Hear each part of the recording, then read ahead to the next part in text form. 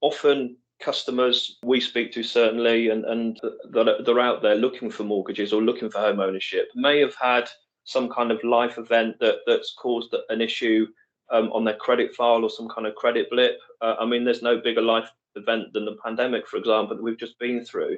So there's going to be customers seeking home ownership through shared ownership, who may have had CCJ or a default or a mispayment at some point in the past.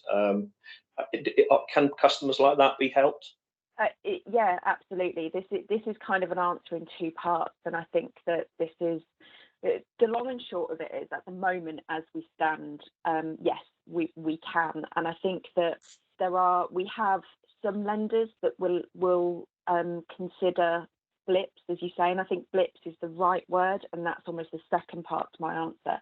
I think as an industry, and I think that we shoulder the responsibility, both lenders and housing association in this scenario, is that we need to re-evaluate what adverse looks like. And if I can use the A word, I think adverse has historically always carried this weighty view of poor payments, people who are going to be repossessed, really high interest rates, really complex cases. And I think, again, your word of blip is exactly the right way to look at it.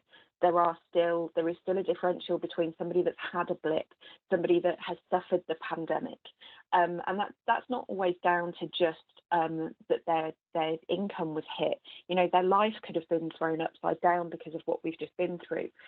There is a difference between that and a habitual non-payer, somebody that has habitually had credit problems in the past. And I think sometimes it's really easy to view everybody in the same group, but I don't think they are, and I don't think we should look at it that way.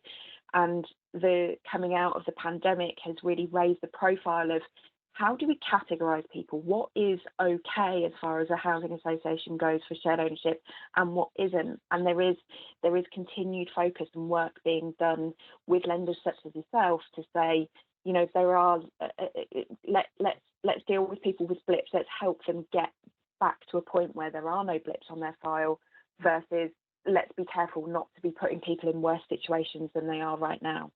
Because I think if somebody is struggling financially, I don't think lumping a mortgage and rent payment onto them is necessarily the right thing at that time. I think, Amy, you're probably best placed to speak about that from a housing association point of view. Yeah, I think that's right. And I think it just goes back to, again, that relationship that from a HA you have with your broker. And it's more than just that affordability calculation. It's that sustainable affordability calculation. And we as providers look to our broker partners to advise really on that.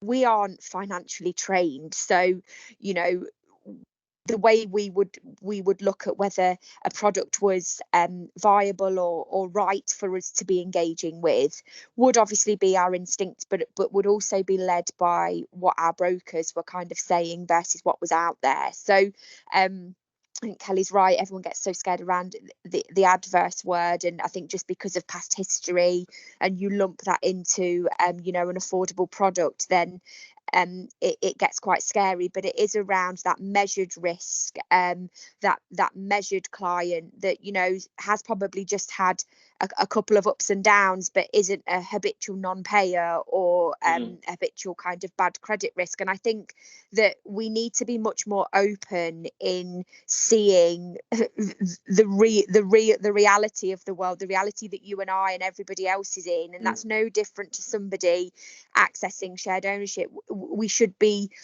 you know, we're crazy if we think that they haven't ever had any bumps in the road, but where we really need to get a lot better is understanding that is just a bump in the road. And actually, could shared ownership and the products that shared ownership has available to those people to be able to buy their own home, could that actually be the road to their stability and their security?